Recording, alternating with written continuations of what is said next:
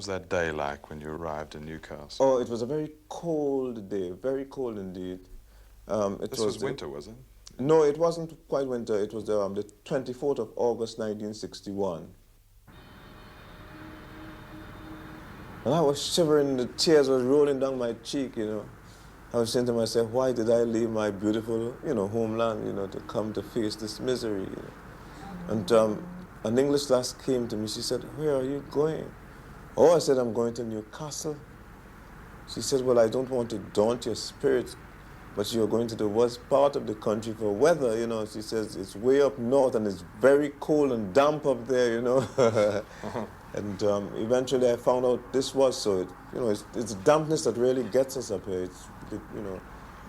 But I reckon once you can live in Newcastle, you can live anywhere in the world,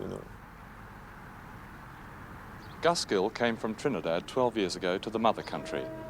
At least that's how Gus thinks of Britain. And this film is about Gus and Julie and their family, and especially Errol, their eldest son, who's a Geordie with the one difference that he's black. The Gill family aren't meant to typify the black population of this country. Tyneside doesn't have ghettos like Brixton and Bradford. But what is typical about them is their journey through a racial minefield that is our society, and through all our racist fantasies, like the one that accuses immigrants of living off the dole and taking all the jobs. The Gill family, like the overwhelming majority of immigrant families, has given more to Britain than Britain has given to them. They take less from the social services than the equivalent white family. They're not on any council's housing list, and they've never been out of work. I suppose it's a cliche to say that they're a family of our times, but that's what they are. Because even though most of the media regard race as something best left ignored, race is still the issue. At least this one British family knows that. Way up in the middle of the air, Ziggy saw the wheel turning. Way up in the middle of the air, the big wheel run by fate, and the little wheel run by the grace of God. It's a wheel and a wheel turning. Way up in the middle of the air. Some go to church for the sing and the shout. This is Errol, age 19. Before 6 months they all turn out. Way in the middle of the air. His mother, Julie, a very gentle woman. His 9-year-old sister, Andrea, and 14-year-old Wendy. Like most Geordies, Errol is confident and sharp.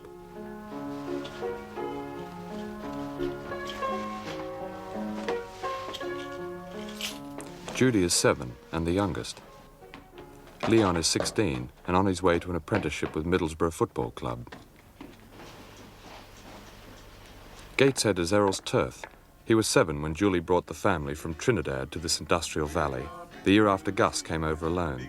And since then, his school, his job, and his home have all been here. By the grace of God, it's a wheel and a wheel turning way up in the middle of the air. What do you miss about Trinidad? What do you miss? I miss Gus? the fruit, the weather in particular, the climatical conditions, it's just ideal. And friends, I've got, I had lots of friends in Trinidad. I've got lots of friends in England now, but you do feel homesick now and again. There's no place like home, really.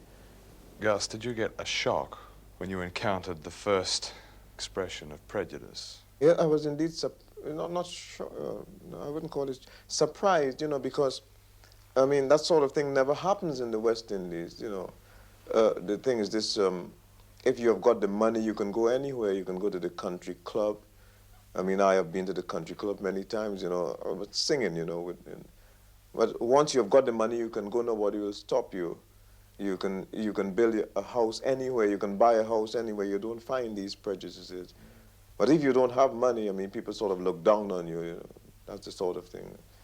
Had you expected to find any? No, not at all, here? because I knew quite a lot of English people in Trinidad, and I got along marvelously well with them. And what was it? What was that? The first time that you ran into racial prejudice? Well, the first difficulty was, when I heard the remark by this cripple, when he told the lad that went to his assistant, take your hands off me, you're a black bastard. I was shocked. I never thought that I would hear such a remark from, people from a civilized country. This is the west end of Newcastle, Tynesyde's small black ghetto and Gus's introduction to a civilised country. Rocky Byron is Gus's oldest friend.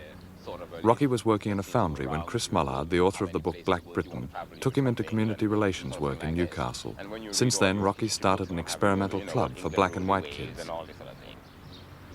And this is the house in Warrington Road where Gus came when he arrived on that rainy day in 1962. He was then at the bottom of the hill and the bottom of the heap. And the bottom of the heap for Gus meant a casual job with British Railways, a week's work for just £7.10. There's one fact that the black man has to face. There is no middle road. If you're a black man, you're a black man. I am not saying that as black people, or even Errol, that we shouldn't conform to certain things within the structure of the society. But he must realize, he must preach, he must say, I'm black. Once he's going to walk outside with a false identity, once he's going to feel that because all my friends are white, and because they are patting me on the shoulder, that I can walk into an office or go and ask for a job with the assumption that I'll be taken for white, well, that's it, he's finished. This is Moore Street, where Gus took his family from the ghetto, partly thanks to a loan from his old friend Rocky. This was the white society whose acceptance was so important to Gus, and he moved his family into number 63, the only black family in the street. Gus was now halfway up the hill. Did you know Mr. Gill, his dad, very well? Yeah. Keeping all right? Yeah. Your mum and all? I see your mum pretty often, When they first moved in, was it a surprise to all the neighbours having coloured family in the street, or did it matter? I mean to say, some people, are not like what I am. I mean to say, I'm not prejudiced at all. Yeah. Never have been. I mean to say, I was out in India for a long time. Yeah. And I got used to these people. Yeah. In those first days when the Gill family arrived, was there a time that they had to get over to be accepted, or were they? Well, I don't know. I think they were pretty well accepted here, more or less, because well, we took to them straight away. We your mum and dad. I'll tell them that I've seen you and you've said hello. Yes. Very pleased, anyhow. Right, we'll be all right. Well, Right. bye-bye then. Well, thanks. Take care. I'll see you then. Cheerio. Bye-bye now. Take care of Okay, yourself. all the best. Cheerio. Bye-bye.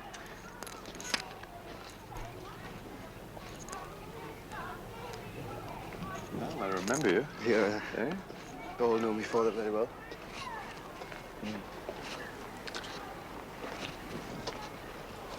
I knew he was singing, all right. Fun?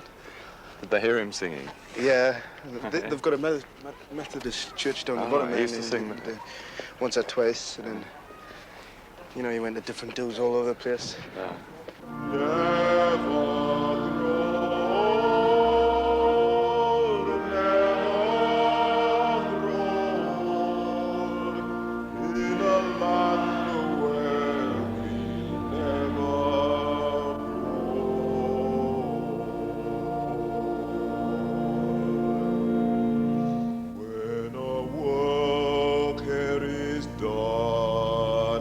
The life crown is won, when our troubles and the trials are o'er.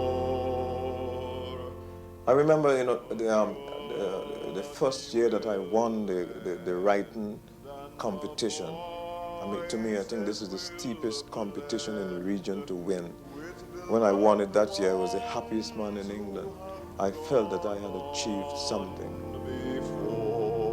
I felt, by winning this, I was accepted. I mean, there was no discrimination. I mean, the adjudicator could have easily said, well, look, why should I, give this to a black man, when there's, there were about 11 other white people in the class, But this wasn't so.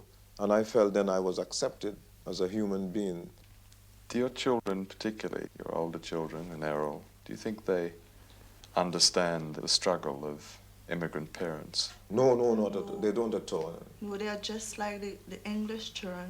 They feel very much English, Act the same and, everything. Like the English children. Of course, I don't blame them. They're not wrong in this attitude. But of course, they don't know the problems of immigrants at all. Well, they don't regard themselves as immigrants. No, no, they don't, you see. No. And there's no reason, really, why they should. Why they should, really. Is there any time during the week that you talk with your father? I mean, do you have any, is there any time that you have any kind of relationship with your father? Not really, because he's on night shift, you see. And, well, by the time I come in from work, he's nearly ready for going into work, you see. But apart from that, do you have a relationship with your father? Well, not really, you know. Could you imagine the struggle that he's had since he arrived here? Do you know much about that? Can you imagine the struggle that he's had? Well, I've never really thought of it, you know. I've just leading my life and I'm going along, you know. I'm finding out all the problems myself. Yeah. Gus is a foreman at this bakery and very proud of the job, almost grateful in a way that Errol and his generation would not be grateful. In return, the company pays him just over £40 a week for working from 7 at night to 7 in the morning, 6 days a week. Oh yes, and they've put him on the staff. The white world has given Gus what he regards as a final and precious acceptance. Gus's first application for a job was at Dunlop's, and the anti-discrimination laws had not been extended to jobs then. So he got on to Dunlop Rubber Company. I was standing in the office there with him. And the chap said, I heard the boy says, oh yes, we need 3 men.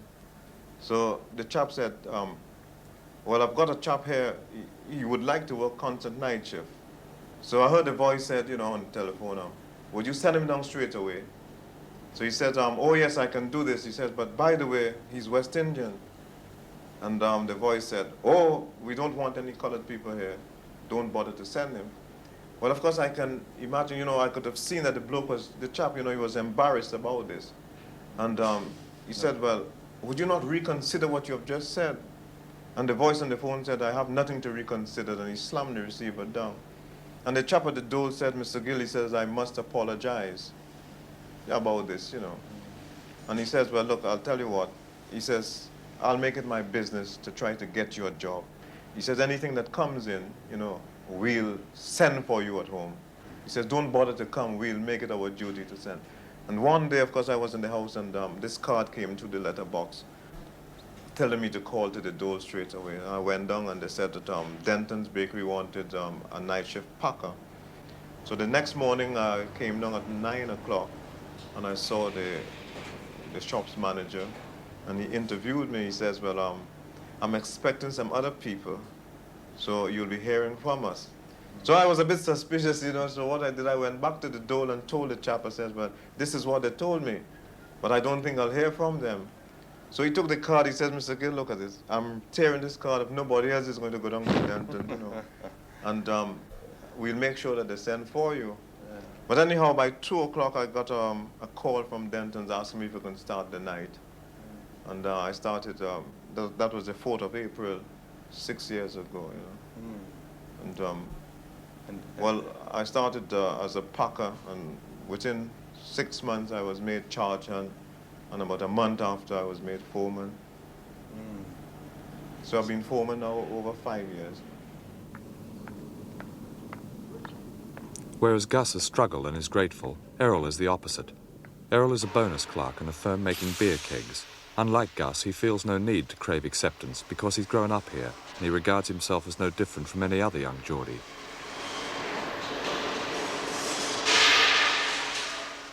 Errol is a black who's grown up white, and there are now the first signs that he is having to choose. Until recently, he drew his heroes straight from the white telly world, James Bond and white sharpies like that. But now that's changed. Now in his fantasies, he is Shaft, the all-black hero. Well, also.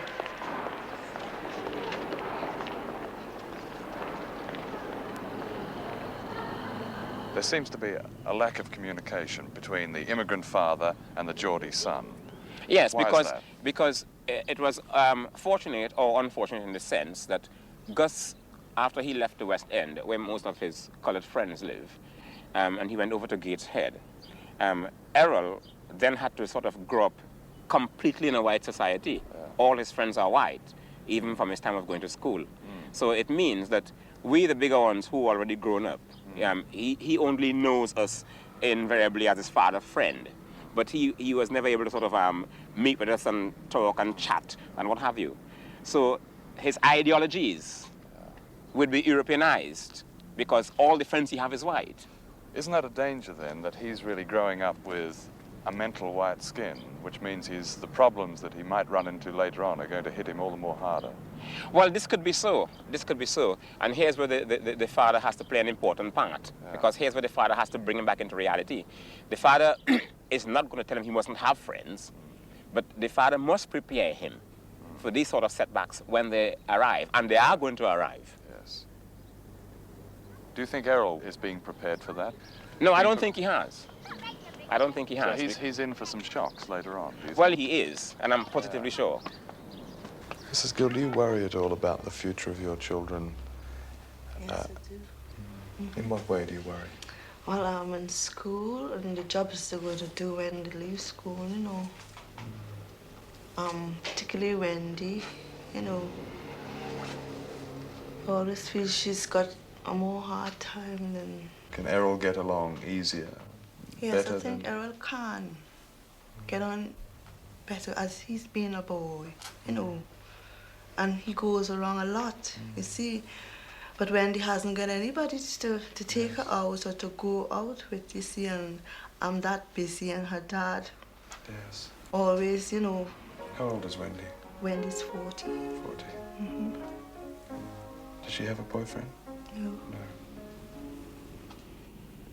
When Enoch Powell started to make his speeches, his inflammatory speeches, how did you feel then? How did you feel particularly after that 1968 speech of his? Well, I tried to hate the man, to tell you the truth, but then again, my better judgment told me that I shouldn't. But I could remember after he made the speech, I was going to work one night. And just as I got by the telephone case, there was about 7 chaps coming up Whitehall Road. And you should have heard the remarks, you know, you black so-and-so, why do you not go back, you know, to your country? We don't want the likes of you here. And some of them started to sing, you know, bye-bye Blackbird and things like that, you know. And that old black magic got me on the spell and things like that, you know. You know, it was sickening, really. But I mean, you know, 7 blokes, I just walked by and never answered. Did you think at that time that you might like to go back? Oh, yes, I did, you know, I did. Because lots of people are quite prepared to accept you. As long as you're not living next to them, you know, or as long as you're not sort of associating with any of their relations. It's all well and good to associate with somebody as a relation and, you know, they're not prejudiced, but once, you know, you have walk on their threshold sort of style, then of course you see the sort of thing come out. How would you feel if Errol married a white girl? Well, I'll not feel indifferent at all. I think he hasn't got any choice. I mean, the point is just there are so few, I mean, you know, so I'll wish him all the best. And you, Mrs. Gill? Well, it's the same, you know. Doesn't matter. You know. Well, it doesn't matter to me. You have all my blessings. On that day, Gus didn't know just how prophetic his blessings were. He knew Errol was involved with a white girl, but he didn't know just how involved. Susan has been Errol's girlfriend for 2 years. She lives on the top of the hill in a middle-class world where there are no blacks. And Errol's entry into this world on the arm of a white girl has been traumatic. Traumatic not for him, but for the whites on top of the hill. All over Britain, there are small intermarried multiracial groups like those of this party. They're often beleaguered, for as Rocky's wife Doreen says, if you're married black, then your friends are those who've done the same. But what is important about them is that they've come through the most tumultuous racial period this country has known. The years of Powell and immigration panic, and most of the marriages have made it. When we were all sitting at midnight last night in your house and you told us that you were pregnant and that you were going to get married, what were your feelings then? Were you frightened, or were you hopeful, or what? I think I felt more relieved, more than I anything. did. Yeah. I was glad that you. Why did you keep it to yourselves so long? You kept that to yourselves for almost a month, didn't you? Yeah. I would have kept it for longer if you know Longer. what I said. That must have been agony. Were you worried about telling your parents? I was. Oh, not my parents. Yeah. I wasn't worried. But I was, because I'm very close to my mum, you know. Yeah. And I respect her very much. What she's done for us, you know. What did your mother say when you told her? You told her this morning. Yeah. What did she say? Oh, well, no, she wasn't shocked. Well, she was stunned, but not as much as what Susan's mother was. You know. And she took it all right. Yeah. Are you looking forward to the fact that you'll live, I mean, marriage and the baby will make your life fairly ordered? You will have a pattern, a routine of living. Are you both looking forward to that, to settling down to that situation, bringing up a family? Is that a good prospect to you, Errol? It'll have to be now, really, because I didn't think that would be, because I didn't think I was cut out for anything like that, you know, marriage. You didn't think he was cut out for it? Yeah. Because I think he's too young, and I'm too young, definitely. But You're 17. yeah. And you're 19. Has the climate changed to a point where you could say it's going to be easier for Errol and Susan than it was for you and Doreen as a mixed marriage? No, I wouldn't say so. How I see it is a lot depends on your area where you're living in.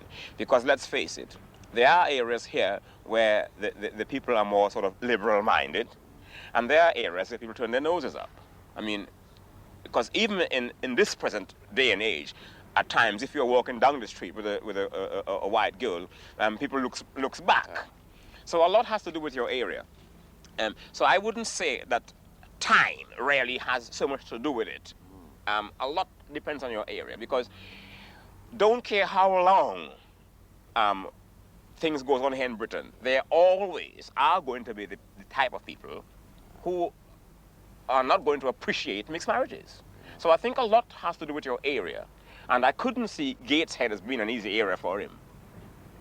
Do you think white girls of your age these days don't think twice of going out with young black men, marrying young black men? It doesn't matter anymore to your generation. Is that? I think they do. Some of them do. Some of the ones that care, you know, the respectable ones. But the other ones, there's a respectable kind and there's not respectable kind, you know? Yeah. Some girls aren't, some girls aren't. The respectable ones always think twice. They think twice? I did. In what way did you think twice? I thought, well, what my mum say about this, you know? And gone out with a colour boy. When I told her, I said, oh, Mum, I've got a date. She said, have you? She was really pleased, you know, because it was one of the first ones I've ever had. And I said, but it's with a colour boy. You should have seen her face. It was really went straight, it dropped, you know. Do you think, there's two people who are going to contribute to it, do you think there is ever a chance that we might have a peaceful, truly multiracial society? Have you ever thought about that? Between everybody, you mean? Maybe it's the younger generation, but not the older generation. But you think amongst the younger generation there is a chance? Oh yeah, the younger generation. Not the older generation, because I think they're more... Oh, what's the word? I think they're more... They want to be more dominating, you know, they want to... The younger generation to do what they did. You know, we have hard times what they did. Yeah. But it's not that way now. In a few weeks' time, Errol and Susan will be married. 19 and 17, black and white. What are their chances? Errol will almost certainly make it because he's lucky. He doesn't live in a ghetto like Brixton, and he's not one of those young black Britons whose antagonism to our society, their society, is so great that they start school speaking Cockney and leave speaking West Indian. Yes, Errol is lucky and Susan has no illusions, and their unborn child must take his chances. But he'd better get lucky too. For in the last 10 years, the number of black people in mental hospitals has increased fourfold, from 6,000 to 24,000. And most of them are young, and many of them are suffering from schizophrenia, personality split between black and white. Yes, their child had better get lucky. But of course, if he does get lucky, he'll be starting something. Fantastic things in Come on.